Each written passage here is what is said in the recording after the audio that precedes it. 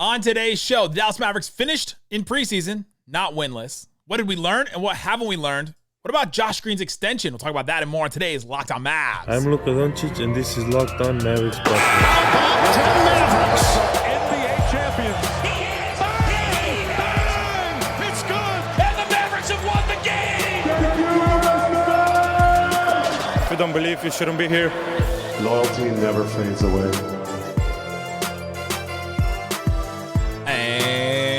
Welcome. You are locked on to the Dallas Mavericks. My name is Nick Angstadt, media member and NBA channel manager for the Locked On Podcast Network, your team every day. Thanks for being part of the show and making Locked On Mavs your first listen every day. Where the best way you can help us grow the show is to listen every day and to comment anything below. Let us know in the comment section, what's one thing, give me one thing you learned from the preseason. Today's episode is brought to you by Game Time. Download the Game Time app, create an account, use the code LOCKEDONNBA for $20 off your first purchase. And joining me forever and always, my co-host, writer, contributor at Mavs.com, Studio 41, the preseason prodigal prince, the one more thing king. What you got for me, Isaac Harris? I'm back, baby. I'm back. You can't get rid of me yet. Nor do I want to. Nick joked that I was the cockroach, or no, that I was the you're the Dwight Powell cockroach. That keeps I was the coming guy back. who graduated high school and kept coming back to prom. Go Rangers! Yes, Game 7, baby. Game 7. If you haven't listened to Locked On Rangers yet, go listen to Locked Bryce. On. Yeah, go listen to Bryce. He's probably bringing it right now. He probably has no voice. I hope so. Oh my gosh, that home run, what was it, in the 8th inning to make it like 9-4? That was an insane moment. It was awesome. All right, on today's show, we're going to say things that we've learned and things we haven't learned from preseason yet. There's a decent amount of things we've learned. Still things that we just don't really know yet. So we'll talk about that. The Josh Green extension could have happened by the time you're listening to this. The deadline is Monday, so we'll talk about that. But I want to start here. I think one of the main things we learned from this preseason, at least one of the things that I learned, I had a question about going into this. Is Lively ready to contribute right away? Right? Because we don't know how good he's going to be. I'm not going to come in here hot and be like, Dereck Lively is going to be first team all rookie. He's an incredible defensive specimen, and he's just going to come in and fix all. I'm not going to say that. Right? I didn't learn that much from preseason.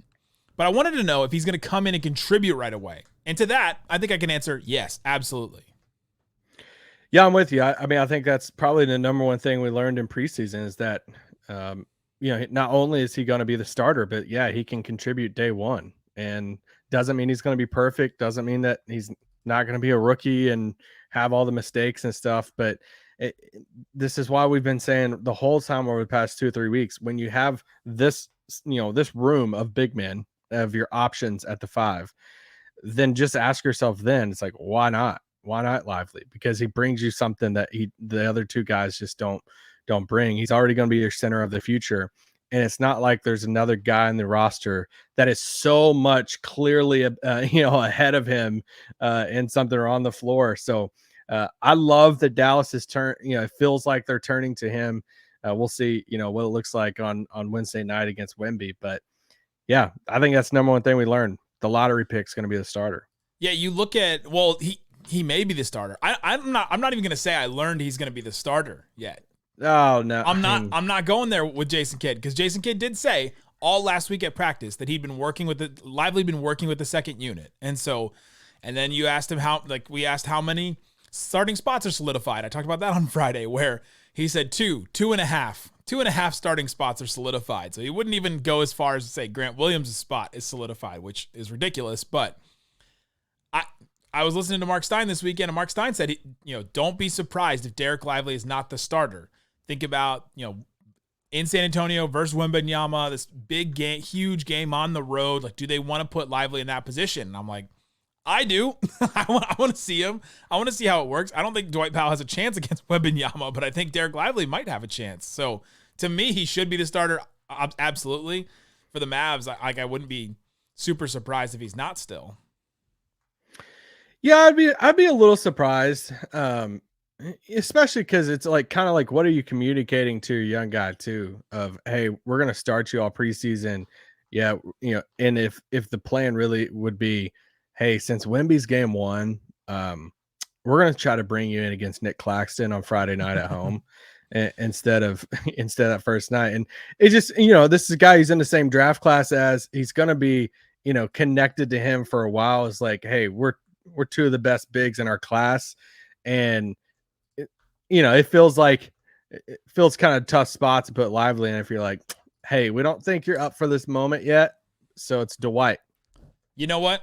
And he's like, really? I would say that about a lot of rookies. I'm going to call BS on that one for Dereck Lively. I listened to the he's up for it. He wants that. He does. No, BS on that it would matter to him if they just like pulled him and put him as a bench, like if he didn't start game one. Like I don't think that would affect him too much, because you listen to him with Mark Followell this weekend. They had an interview with him on was it Studio 80, Studio 4? Shut your mouth. Studio 41. Some people work there now. And he asked him about going to Duke, and he asked him about the decision to go to Duke. And he said, that's the reason why I went to Duke. Duke for me was the hardest target on my back as possible. Me and my mom's way is the hard way or the highway. So we're always going to take the hardest way possible to make us stronger. That's been his mentality. He went to Duke because it was a hard decision, and it was going to be tough for him. He wasn't just going to be guaranteed minutes to get in. And I think he's looking at that in the NBA too. I'm not worried about him, man. Like I'm not worried about him getting discouraged or anything like that. I'm not worried. No, I'm not worried about him. I'm just saying I think it would matter to him. I don't think he's going to sulk or anything, but I do think it would matter to him. You look at Dereck Lively's preseason stats, by the way. He played 20 and a half minutes a game, so played a decent amount in the preseason. 6 points, 5 rebounds, 1.8 blocks, and then 3.5 fouls. Which of those stats stands out to you the most? The 1.8 blocks or the 3.5 fouls in 20 minutes? The fouls don't surprise me. The blocks that's encouraging. That's pretty cool. For a rookie, I don't care how big you are. When's the last Mavericks center that averaged 1 point something blocks? I guess Porzingis did. But man, like close to 2 blocks a game. We just haven't had a center like that. And so to see Lively put up those stats, like you said, the fouls they're not gonna surprise us. And as long as it wasn't close to like 4 or 5 in 20 minutes, I feel pretty good about that, right? Like, we didn't see him foul out. We saw him couple moments where he would get fouls in bunches. He would get 2 possessions in a row. He'd get 2 fouls. Or there was that one against the Timberwolves in one of those games. He got 3 fouls in like a minute and a half or something like that, where it just kind of caught up with him. But I also want to say Dwight fouls too. So I mean, all centers do, and all defensive players do. Like it's not really like hard Dwight to doesn't defend. foul much. So, can I give you something that we haven't learned that's Absolutely. in kind of the similar vein? Yeah. Something we haven't learned in preseason: who the starters are. Yeah, absolutely. I mean, it's kind of, they go on the trip, they come back, they have this one preseason game. I think when you look across the league, there are a good amount of teams. I would say that you're pretty confident who the starting lineups are going to be. There's still some teams out there that you don't know who it's going to be. But for Dallas, I mean, like you said, we're assuming that it's Dereck Lively, but there hasn't been really a commitment. We don't even. I mean, this will goes in my other one a little bit, but like, what's Josh Green's role? So like, there's just so many different names that have been tossed out there, not just tried out, but actually like reported on too. So we haven't learned that in the preseason. In practice last week, Jason Kidd was asked how many starting spots are solidified. He said 2, 2.5, maybe 3. He's Grant's like, what a signing. Not committed to the starting lineup yet. And so we think it's going to be Luka, Kyrie, Grant Williams, Josh Green, and Dereck Lively. That's what we think it's going to be.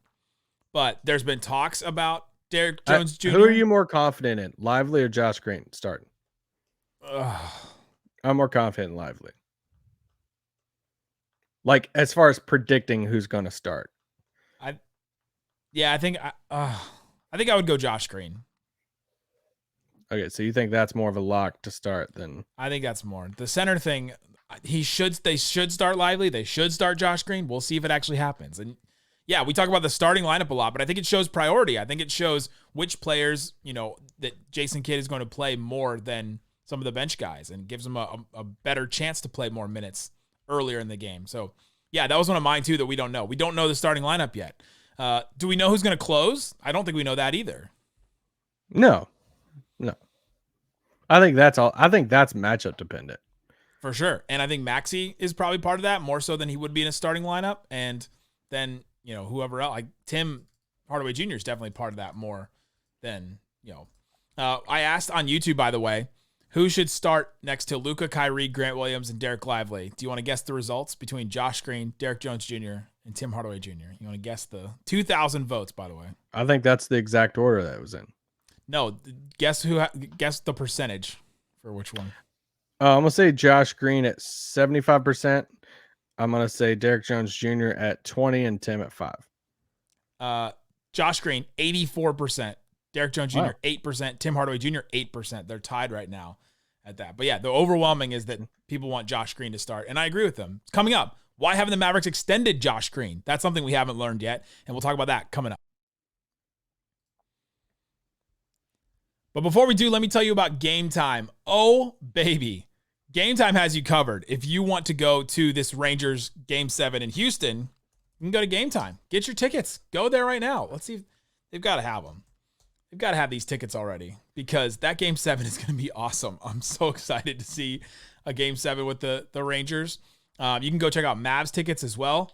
You can go check out all kinds of other things, and they'll give you your view from your seat. They don't have Game 7 up now. We were recording this like right after the game. They have all kinds of other things. Queen and Adam Lambert coming to American Airlines Center in November. You can get that one. They have Brooklyn Nets and Dallas Mavericks tickets already ready. They got a ticket for $37. You just want to go to a Mavs game. You can go check it out at Game Time.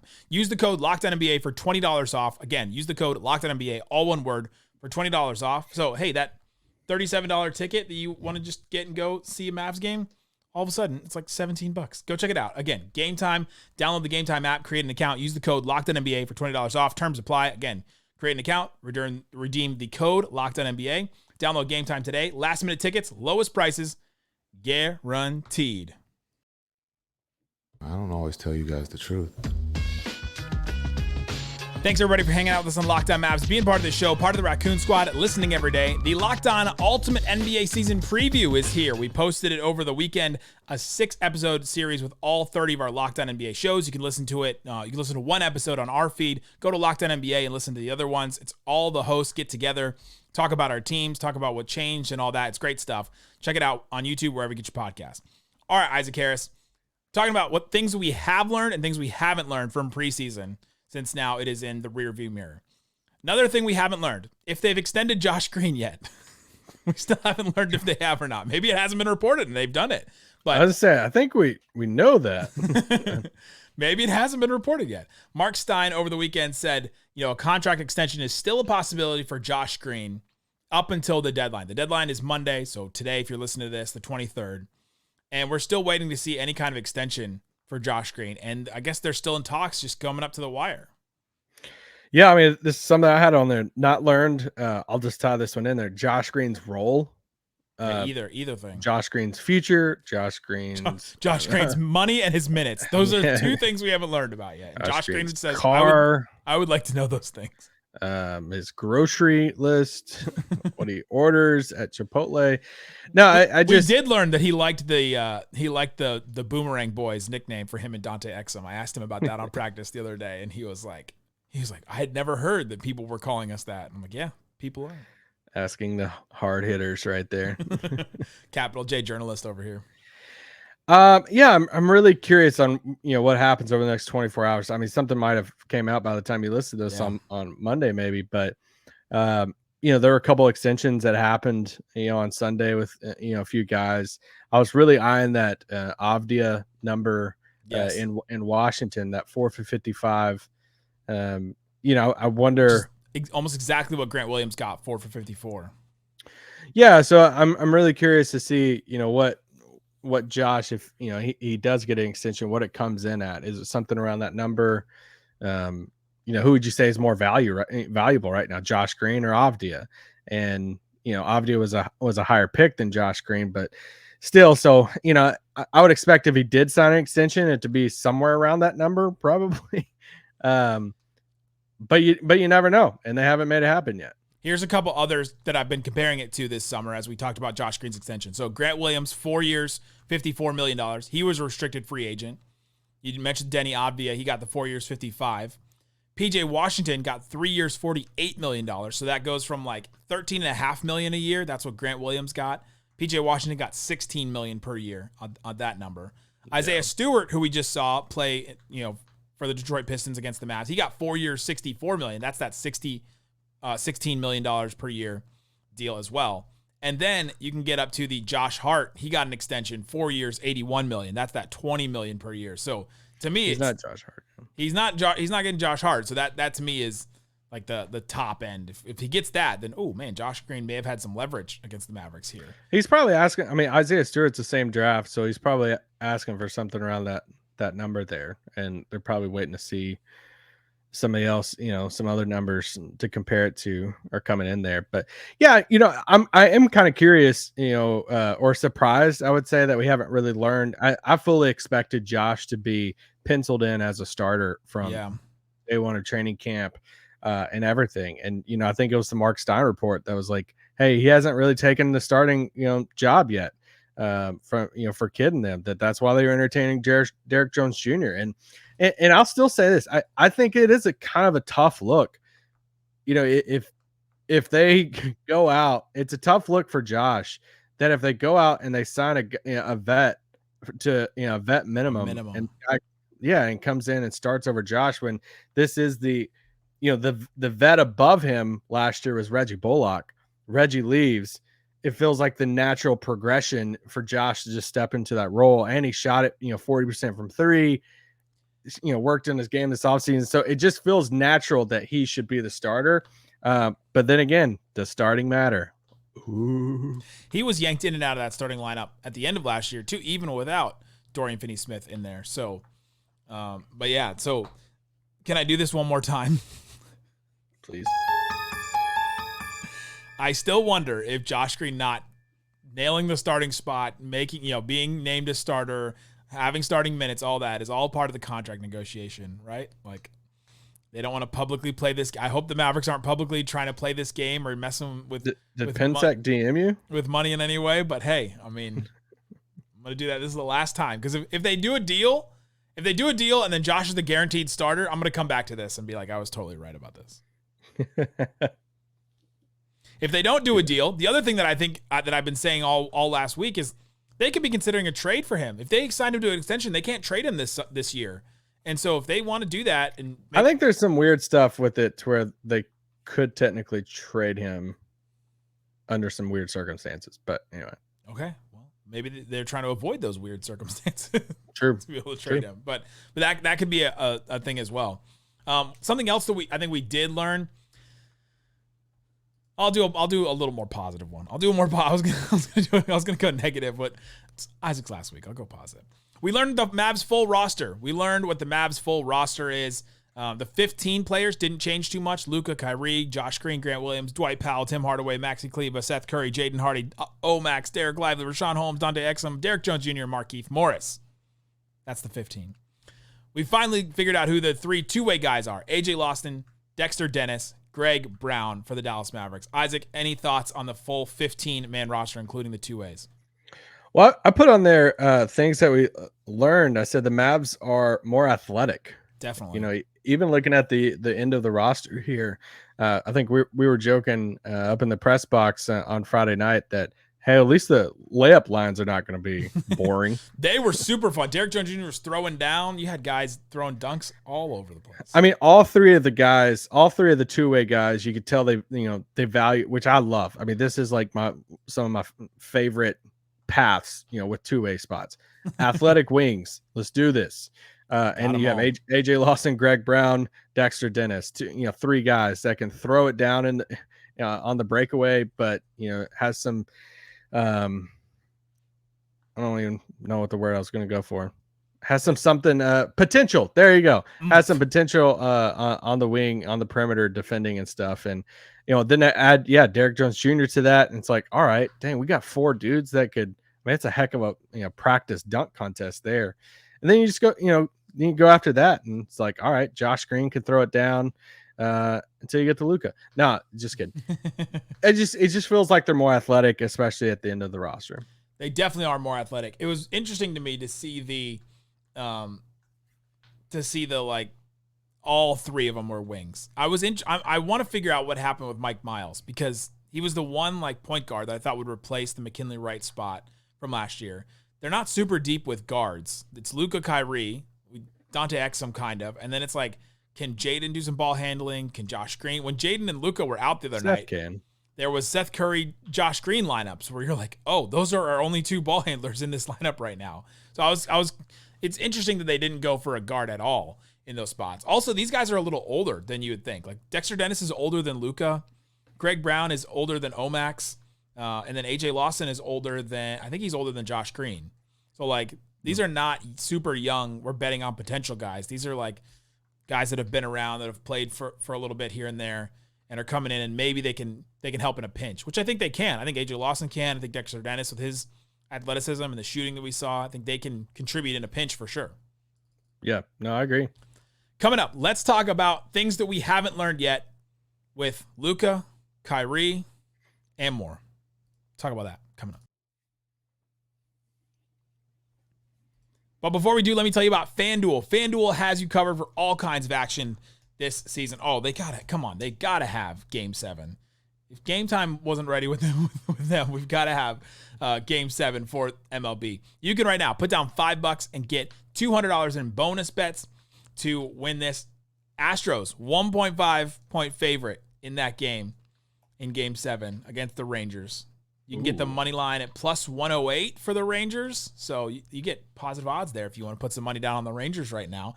Again, go to FanDuel.com/lockedon. You get $200 in bonus bets guaranteed when you put down $5. Put down a $5 bet on that and see what you can get in. They have all kinds of other stuff too that you can do. Parlays, like, to hit a home run. You can pick a bunch of different guys in that one too. You can do all kinds of other stuff on FanDuel. Again, FanDuel.com/lockedon. Shut it down! Let's go home! All right, Isaac Harris. Let's get into some more things that we learned and things we didn't learn from the Mavericks in preseason so far. Thing that we didn't learn. We didn't learn what's going on with Luka Doncic yet. Especially with his injury. What is going on with his left leg? Can we replace it? Can we go like full morphin power and like take the left leg off and replace it with something else? Can we do that? Mark Stein reported this weekend, my sense is that the Mavericks are bracing for word that Luka might need more time before he makes his return. So Luka in the first game of the season is not a guarantee at this point. So we don't know that.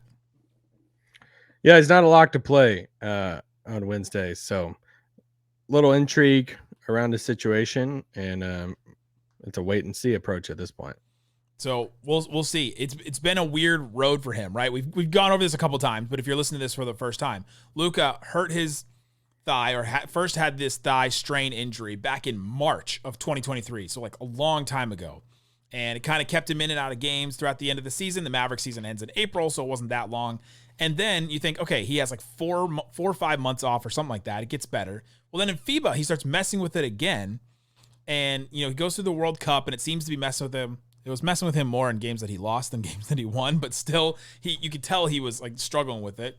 And then you come into the season, and Luka was struggling with it. Then, so he plays the 2 Minnesota games, and then they're going to go to Real Madrid. And the day before they play the game against Real Madrid, he's in practice, and he has a calf strain on top of the thigh strain that he's already dealing with. And so then he only plays 5 minutes against Real Madrid, and now he didn't play in the last preseason game, and they're sitting him out, and he hasn't really participated in practice that much. I think he participated in some yoga stuff that they've done, but I don't think he participated in much else. They did a whole day of yoga where I walked into practice and nobody was wearing shoes. It was like a bizarre experience. Goats are running everywhere. That's what I told Dana Larson. I was like, have you ever done goat yoga? That's something I would want to try at some point in my life. I'm good. Yeah, I'm good. You wouldn't want to try goat yoga? Goat yoga? No, I don't need goats walking around. You're just like in a yoga pose, and all of a sudden a little goat just jumps on top of your back. Yeah, I'm down. I'm good with that. They can stay on the farm. But we don't know what's going on with Luka. We don't know what's going on with his injury. That's something that we're still holding out on. And it seems like the Mavericks, Mark Stein's reporting saying the Mavs are bracing for word that Luka might need more time. That's like the Mavericks don't even know what's going on with Luka at this point. I mean, all they can do is just keep evaluating it, see how it goes. Like, it's science. It's not math. So it's not going to be one of those things where he just sits out 3 days and he's better. I mean, he sat out 4 months and he wasn't better apparently. So something to consider. I mean, that's a tough one. Yeah, I don't know if that falls under the not learned or we learned it. We just didn't like it. It's a very good point. I'll put this under. I mean, if we're just gonna stay on Luka, I think if the biggest like positive thing that we've learned this preseason, it's about Dereck Lively starting. I think the highest like thing we haven't learned that's kind of like a really big bummer is just the Kyrie Luka pairing. We ended last season. And it's like, all right, cool. We get the whole training camp. We get a preseason. We get to see, them kind of build this chemistry, play a lot of minutes together. And what do we get? 5 minutes together? Yeah. The 6? Beginning of the first Timberwolves game. Yeah. So we just didn't get it. They go on the trip and they kind of alternate some, games there. Both of them had a little injury. Luka's obviously still has this injury, and we just haven't seen it yet. So it just delays that chemistry building between those two that now we're going to have to see it like in season. And then we're going to see everybody talk about, oh my gosh, it's like what they would typically be doing. Now they've had glowing things to say about them playing together in practice. They've talked multiple times about that, how they've practiced together and all this stuff. So that's better than nothing, but it's kind of a bummer that we haven't got to learn really anything else about that pairing so far. Yeah, we haven't learned about Luka and Kyrie's chemistry and if it had gotten better yet. Like we just don't know. I mean, we won't know that. And feels like we were all pointing towards, well, if they get a preseason in a training camp under their belts. They got some training camp and they got barely any preseason. So it feels like that whole thing, we're just pushing it down the road now. Right? It's like, okay, let's push it. Yeah. Well, they get 15 games together. Well, they get 10 games together. And honestly, I feel like Jason Kidd's going to keep pointing that out too. He's got a bunch of stuff to point out this year, by the way. Just write the bingo sheets down. The analogies are coming. Rookie center. We're starting a rookie center. Well, Luka and Kyrie have it. Well, we're not healthy. He's already done the we're not healthy thing, by the way. He did it in practice last week. Well, we're not healthy, so we don't know. Okay. That's the reason why you're losing preseason games. I was impressed the other day. He dropped another Twitter reference. So yeah, but he said X this time. He did say X, yeah. And I was not following him, and you didn't follow it, and you're like, what did he say?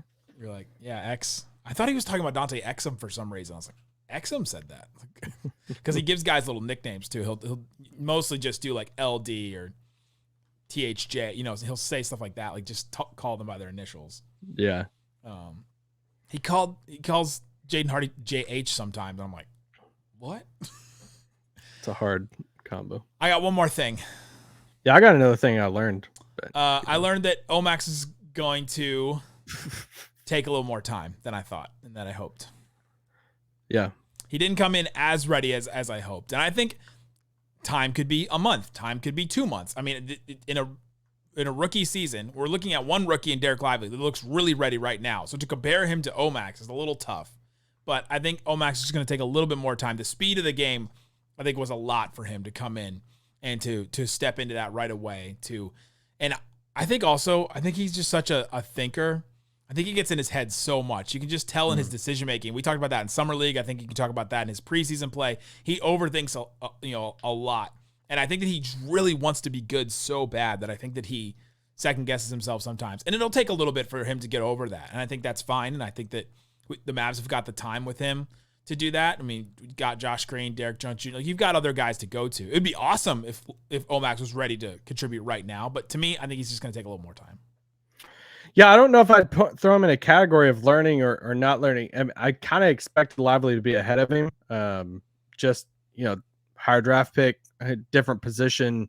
What you're asking Lively to do is, really is what got him drafted in the lottery of go be a big man, defend the paint, rebound, and catch a lob. And he's doing that really well, and for Omax, it's all right, putting the ball on the floor a little bit, which, for a rookie, especially, he does got to get more comfortable out there. It gets a little loose with the handle and all that stuff. So I'll I think I'll be surprised if it's like mid-season and he still looks like this. That's when I'll be surprised. Exactly, yeah. Because I think I still think he should be part of the rotation, and I think by the end of the season he's part of the rotation. But I could be wrong on that. So I'll give him Christmas. You can take the mid-season. I'll take Christmas. all right, go for it. I'll stay on another bench player. I'll say one thing I learned is Dante Exum looks like a legit rotation piece. Yes, And absolutely. yeah, I think that was one that we were really intrigued by. Of all right, the second chance in the NBA, the second stint after going overseas and shooting the ball really well and coming back and stuff. There are a lot of things that you like about Exum that you hope that he just brings something different to that guard rotation that they really don't have. And he looked comfortable. He looked like he belonged. Yep. And it looked more confident out there. So I think he should be part of the rotation. Yeah, absolutely. I think he should be the first guard off the bench to me, because they'll need somebody in that second unit that can make things work, that can run things, that can play secondary creator off of a Luka or a Kyrie either way. He played 19 minutes a game in the preseason, scored just about 7 points, 5.5 assists, 3 rebounds, and he had 5.5 assists to 1.3 turnovers, which was huge. Like his assist to turnover ratio was really good in the minutes that he played. He didn't take very many threes. I expected him to see at least maybe a couple more, but we only saw he was 3 of 5 from 3. So 60%. Love that, but still only 5. Yeah. I'm interested to see that a little bit more. The shot does look good though. Yeah. I mean, it looks more comfortable. Absolutely. Come back all week. We've got tons of stuff we've got games coming up. I mean, it's here, guys. We made it. This on a Monday. You only have, a couple more sleeps, and it's game day, regular season. Mavs at Spurs on Wednesday. We'll have a post game after that. Mavs against Nets, the home opener. We'll have a post game after that. Ooh. Saturday, Isaac and I will do Isaac's farewell live. So subscribe to the YouTube channel, hit the notification so that you know when we go live on that day. I'll set it up and we'll have a time soon. But yeah, that'll be the last one. We get to say goodbye to Isaac and get to remember all the stories, and we'll answer questions and we'll do all that kind of stuff. So there you go, guys. Thanks so much for listening to Locked On Mavs. Peace out. Boom.